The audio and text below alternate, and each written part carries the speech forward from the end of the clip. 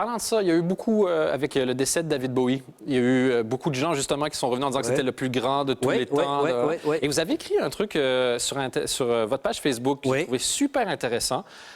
Pour un peu résumer, non, mais pour résumer un peu, c'était dans cette espèce d'orgie d'hommage qu'on voyait. Il y avait un côté qui vous gênait, le côté où on rend pas hommage, on se branle un peu personnellement sur à quel point on le connaissait. Oui. Enfin, ça m'a d'abord surpris avant de me gêner, c'est que... avant de rendre hommage à David Bowie, la plupart de ceux anonymes ou pas anonymes qui ont pris la parole se sont d'abord rendus hommage à eux-mêmes. En disant ah ouais, moi je me souviens la fois où j'ai entendu pour la première fois Starman, je me souviens la première fois où j'ai vu le clip de Ashes to Ashes, je me souviens du concert, je me souviens du poster que j'avais dans sa chambre. Et alors pour les plus professionnels, je me souviens de la fois où je l'ai rencontré.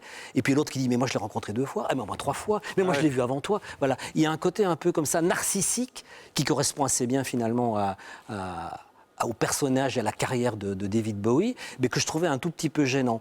On se mettait, voilà, beaucoup trop de gens se mettent en avant par rapport à Bowie, et voilà, mais c'est peut-être une nouvelle façon dans les réseaux sociaux. Je me suis même dit, c'est comique, en mourant, Bowie est devenu une espèce de... Alors on va passer dans un autre stade de réflexion, un genre de Matrix, comme ça, comme on voit dans Tron, voilà, où il est lui-même devenu un réseau social, où les gens échangent sur lui, à travers lui, pour finalement en dire beaucoup sur eux-mêmes. À fond, davidbowie.com, nouveau réseau social, pourquoi pas? Faut voir, hein. Peut-être que dans quelques années, on aurait une église David Bowie avec des messes, des chapelles, tout ça. Vous dites qu'il était très sur l'ego?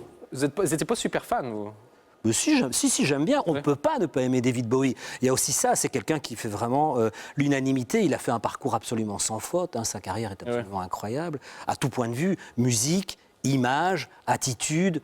C'est un précurseur. Si. C'était quoi la question? C'était si vous étiez fan. C'est juste ça, simplement. Et si vous trouviez qu'il y avait trop d'ego? Franchement, quelqu'un m'a dit, tiens, c'était quoi ta chanson préférée? Et j'ai répondu spontanément, ma chanson préférée de Bowie, c'est une pochette. J'ai toujours préféré l'image de Bowie que sa musique. Voilà. Très bien. Et c'est la pochette de Low, en l'occurrence. Comme ça, on sait tout.